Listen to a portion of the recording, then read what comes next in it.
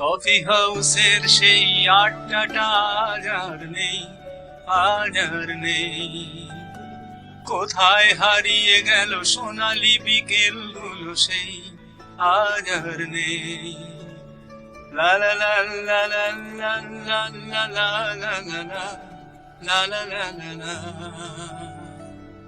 নিখিলেশ প্যারিসে, মইদুল ঢাকাতে, নেই তারা আজ কোনো খবরে। গ্র্যান্ডের গিটারিস্ট গোয়ালিজ ডিসুজা ঘুমিয়ে আছে যে আজ কবরে।